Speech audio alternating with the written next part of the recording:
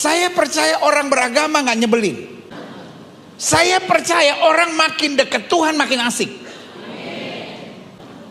Sama-sama bilang orang makin dekat Tuhan harusnya makin asik. Yesus asik gak? Buat Petrus yang tangkap ikan sepanjang malam gak dapat apa-apa, Yesus asik gak? Buat anak-anak kecil, Yesus asik gak? Bilang sama sebelah saudara, Yesus tuh asik. Gak kayak lu berisik. Saya mau kembalikan hitoh. Wih, ini udah bahasa NU bilang nih. Kita harus kembali pada kodrat. Kita tidak beragama yang nyebelin. Muka saudara gak usah kayak orang berdosa begitu dong. Amin kek, manggut kek, apa kek. Saya mau kembali kita pada fitrah kita. Orang beragama itu asik, bukan nyebelin dan berisik. Amin.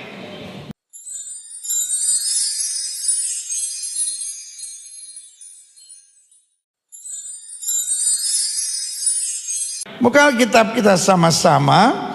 Hari ini kita akan melanjutkan pembahasan kita tentang 33 hal yang perlu kita mengerti tentang kerajaan Allah. Selalu saya bilang, hidup Kristen adalah perjalanan menuju sorga. Sama-sama bilang sama saya, menuju sorga.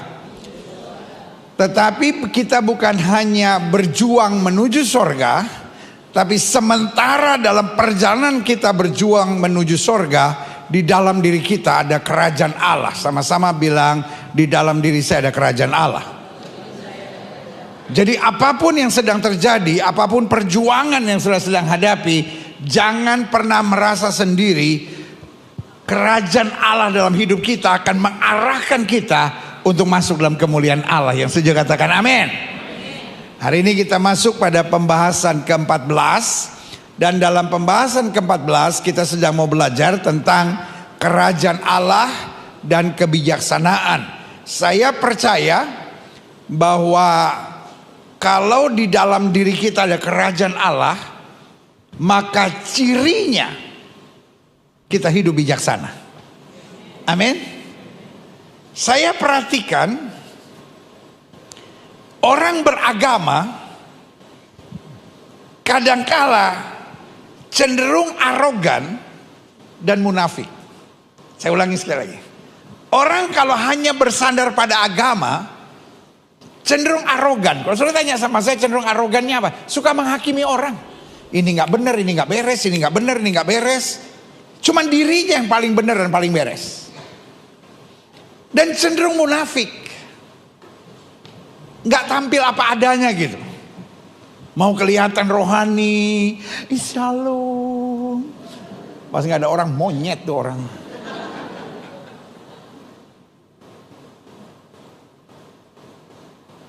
Itu yang membedakan sekedar beragama atau di dalam diri kita ada kerajaan Allah. Kalau di dalam diri kita ada kerajaan Allah, kita jadi Kristen yang genuine gitu.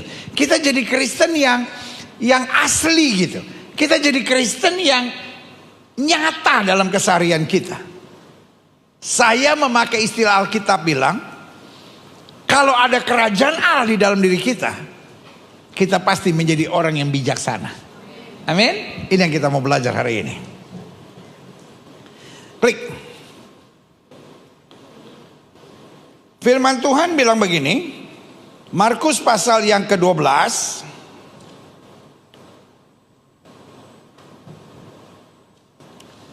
ayat yang ke-28 sampai 34. Di bawah judul hukum yang terutama. Lalu seorang apa saudara? Ahli Taurat. Sama-sama bilang sama saya ahli Taurat. Siapa ahli Taurat? Orang yang kalau ketemu Yesus suka dibilang orang munafik. Lalu seorang ahli Taurat yang mendengar Yesus dan orang-orang Saduki. Jadi ada 3 yang paling sering dikritik Yesus. Yang pertama siapa? Ahli Taurat. Yang kedua siapa? Orang Farisi. Baru yang ketiga orang-orang Saduki. Ini orang-orang yang beragama tapi nyebelin. Pernah nggak saudara ketemu orang beragama tapi nyebelin? Suka menghakimi orang, suka ngeritik orang, suka nyerang orang, ngomongin orang. Pokoknya semua orang nggak benar, cuman yang paling benar dirinya. Saudara pernah ketemu orang beragama kayak gitu nggak? Gak ada yang berani jawab. Bukan ketemu pendeta, itu kayak gua banget itu. Ada banyak suami yang ketika istrinya aktif gereja malah dia ceraiin. Ada istri yang ketika suaminya aktif di gereja malah cerai. Lalu sudah bilang, oh itu pekerjaan setan. Bukan. Karena semenjak dia jadi orang beragama, dia jadi orang yang gak asik gitu. Ngeritik, nyerang, nuntut, maksain, harus begini. Lalu seorang ahli Taurat yang mendengar Yesus dan orang-orang Saduki, ingat ada 3 yang paling sering Yesus kritik: ahli Taurat, orang Farisi, orang Saduki. Seorang ahli Taurat yang mendengar Yesus dan orang-orang Saduki bersoal jawab dan tahu bahwa Yesus memberi jawab yang tepat kepada orang-orang Saduki itu gitu. Orang Farisi ini datang kepadanya dan bertanya, hukum manakah yang paling utama? Jadi dia nanya, mau ngetes sebetulnya yang benar orang Saduki atau Yesus. Ahli Taurat ini mulai nanya, hukum manakah yang paling utama? Tiba-tiba karena hukum Yahudi ada 315 hukum Yahudi. Tiba-tiba Yesus bilang, hukum yang terutama adalah Shema Israel Adonai Eloheinu Adonai Echad. Dengarlah hai Israel, Tuhan itu Allah, Tuhan itu Esa. Buat orang Yahudi, sekedar pengetahuan saudara, Shema Israel Adonai Eloheinu Adonai Echad itu adalah syahadat. Jadi kalau ada anak lahir, Shema Israel Adonai Eloheinu Adonai Echad, dia punya ngaji sendiri. Saudara bisa lihat di YouTube, ketik aja Shema Israel, dia punya ajian sendiri. Dan khususnya buat orang yang mau meninggal, misalnya dia ketembak, dia kecelakaan, atau sakitnya parah dan dia rasa mau mati, mereka harus berteriak Shema Israel Adonai Eloheinu Adonai Echad. Dan mereka yakin kalau menjelang matinya mereka masih mampu mengucapkan Shema Israel Adonai Eloheinu Adonai Echad, berarti mereka pasti akan masuk surga. Karena artinya mereka sampai pada akhirnya tetap mempertahankan imannya. Buat orang Yahudi itulah hukum terutama. Tapi Yesus tiba-tiba menggabungkan hukum itu dengan hukum yang lain. Coba lihat selanjutnya. Shema Israel Adonai Eloheinu Adonai Echad. Tuhan Allah, Tuhan itu Allah, Tuhan itu Esa. Tapi nggak titik sampai di situ. Yesus melanjutkan, kasihlah Tuhan Allahmu dengan segenap hatimu dan dengan segenap jiwamu dan dengan segenap akal budimu dan dengan segenap kekuatanmu. Artinya Yesus mau bilang, semua peraturan nggak ada artinya kalau tidak didasari kasih.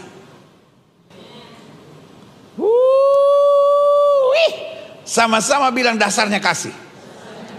Karena kalau dasarnya kasih, hidup jadi asik. Bu, tunduk sama suami gampang gak bu? Hah, lihat, jujur kan? Gak ada yang menjawab. Karena mau bilang gampang, takut dosa, ini rumah Tuhan. Mau bilang gak gampang, satu gereja melototin semua. Mendingan diam, silent is gold. Hanya Tuhan yang tahu.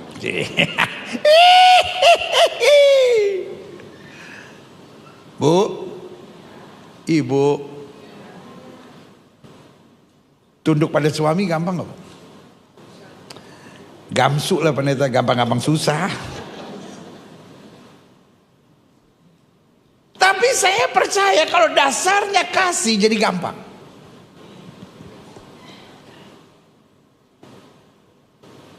Tuhan itu baik buat saya, udah saya mengasihi.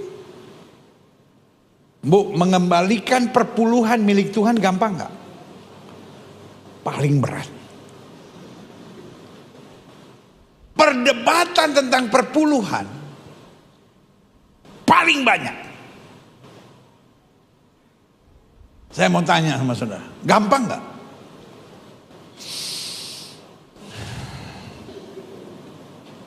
Ya tergantung pengeluaran bulan itu pendeta.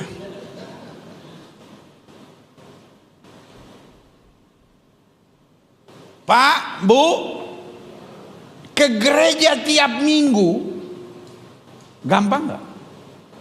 Buat sebagian orang asik. Karena dasarnya, I love my God, I love my Jesus, I love my religion, I love what God has done in my life. Tapi buat sebagian orang, ke gereja tiap minggu, terus pendetanya dia lagi. Ih. Anak-anak muda gampang gak untuk hidup suci? Tergantung dasarnya.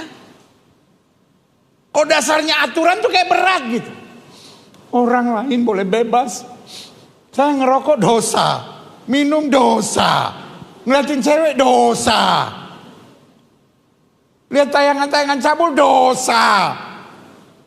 Ya udah Tuhan, saya udah hidup benar, puas.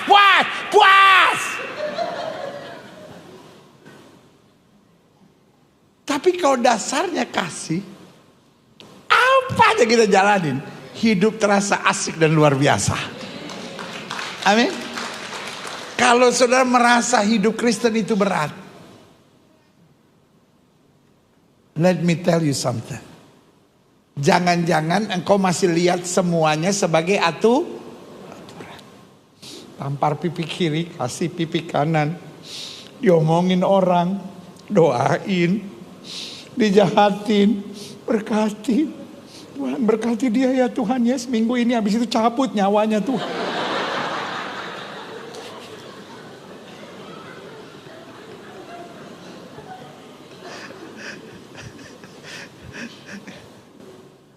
Sama-sama bilang sama saya dasar kasih.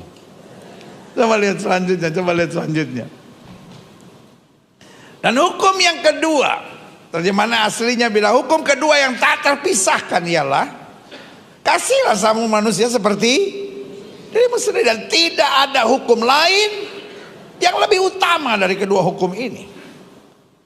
Lalu kata ahli Taurat itu kepada Yesus, tepat sekali, Guru, benar katamu. Dengan lain kata dia memberi endorse kepada Yesus dan bukan kepada orang Saduki. Bahwa dia esa dan bahwa tidak ada yang lain kecuali dia memang mengasihi dia dengan segenap hati dan dengan segenap pengertian dan dengan segenap kekuatan, dan juga mengasihi sama manusia seperti diri sendiri adalah jauh lebih utama daripada semua korban bakaran dan korban sembelihan, daripada semua aturan-aturan beragama. Bukan aturan beragamanya nggak penting. Zaman sekarang ada aliran Kristen yang sangat aneh namanya, dan mereka bangga, yaitu Kristen progresif. Jadi mereka merasa kita Kristen kuno. Sementara ini ada kelompok yang lebih dahsyat namanya Kristen progresif. Because God is God of progressive. It's true. My God is God of progressive. Tapi by faith, iman kita selalu harus iman yang tradisional. Iman progresif bilang orang Kristen nggak usah ke gereja kok, nggak apa-apa. Mau ke gereja boleh, nggak mau ke gereja nggak apa-apa. Yang penting hati. Kristen progresif bilang Yesus bukan satu-satunya juru selamat. Orang asal buat baik, ya dia selamat. Ukurannya masing-masing beda-beda. Ada banyak jalan menuju Roma. Itu Roma, bos. Kalau sorga banyak jalan, di sorga aneh-aneh. Yang satu jalannya begini, jalannya begini. Saya percaya di sorga cuman ada one boss. Dan dialah Yesus Kristus Tuhan. Untuk mempertahankan Yesus satu-satunya juru selamat, dia mati curahkan darah buat kita.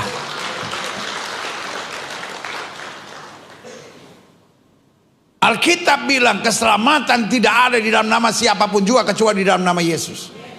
Saya percaya Alkitab lebih daripada logika. Kristen progresif Tuhannya bukan Tuhan, tapi Tuhannya adalah logika.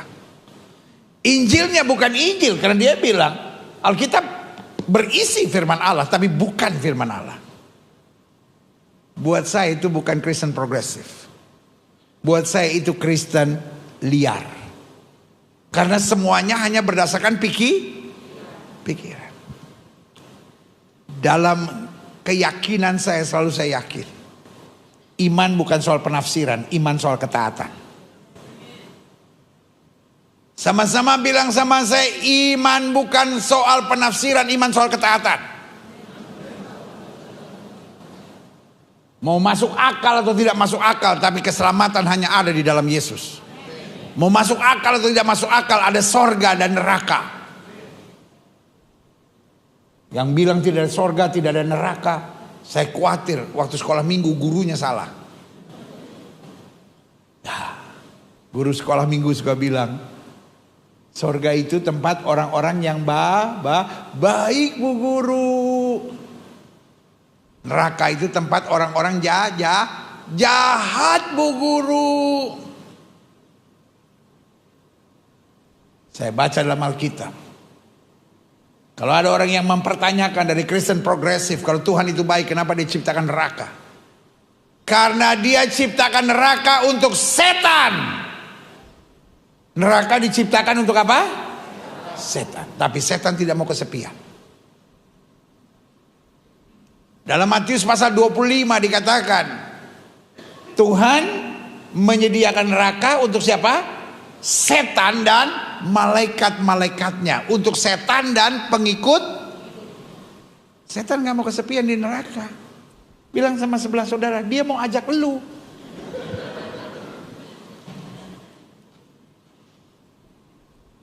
Jadi neraka bukan pembalasan Tuhan buat manusia yang menolak Yesus.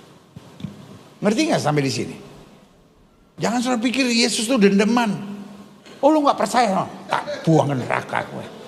Tak buang ke neraka gue. Tak buang ke neraka gue.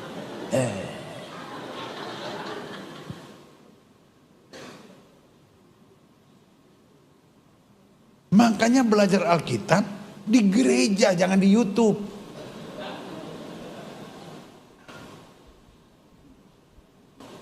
Kalau Tuhan itu baik, kenapa diciptakan neraka? Lo apa hubungannya? Neraka itu untuk salah nggak Tuhan menciptakan neraka untuk setan? Oke, saya tanya, salah nggak? Ya hak Tuhan. Bilang sama sebelah saudara, urusan lo apa? Kalau kita tahu Tuhan menciptakan neraka untuk setan dan apa? Pengikut-pengikutnya. Lu jangan mau ketipu. Jangan mau ikut setan. Sama-sama bilang saya gak mau ikut setan. Ikut Tuhan lebih baik. Berikan tepuk tangan yang meriah buat Tuhan. Jadi iman bukan soal penafsiran. Iman soal, sama-sama bilang sama saya, iman bukan soal penafsiran. Iman soal ketaatan. Alkitab bilang kalau saya tidak miring ke kiri maupun miring ke kanan. Artinya kalau saya taat, saya tidak akan turun tapi diangkat naik. Tidak menjadi ekor, dipimpin menjadi kepala. Berikan tepuk tangan yang meriah buat Tuhan. Saudara di rumah ketika live chat saudara, iman bukan soal penafsiran, iman soal ketaatan. Kalau Alkitab bilang di bawah kolong langit ini tidak ada nama lain yang olehnya manusia selamat kecuali dalam nama Yesus, itu yang kita pegang. Kalau Yesus bilang akulah jalan kebenaran dan hidup, tidak ada seorang pun sampai kepada Bapa jika tidak melalui aku. Gak usah ditafsirkan. Gak usah bilang, oh kalau berbuat baik dia masuk surga. Terus gimana dong orang-orang yang berbuat baik? Bukan lu yang punya urusan untuk ngatur surga, biar Tuhan yang urus. Kayak lu yang punya aja surga. Setuju? Tuhan adil gak? Tuhan kejam gak? Tuhan otaknya lebih bagus dari saudara gak? Gak usah ngatur Tuhan. Buat setiap saudara hati-hati kalau dengar kata Kristen progresif. Itu bukan Kristen progresif. Itu hanya iblis menyamar sebagai malaikat terang. Pakai istilah progresif. Orang sekarang kan suka pakai istilah yang bagus-bagus. Dulu dibilang nyeleweng. Sekarang dibilang apa? Selingkuh. Selingan indah namun keluarga tetap utuh.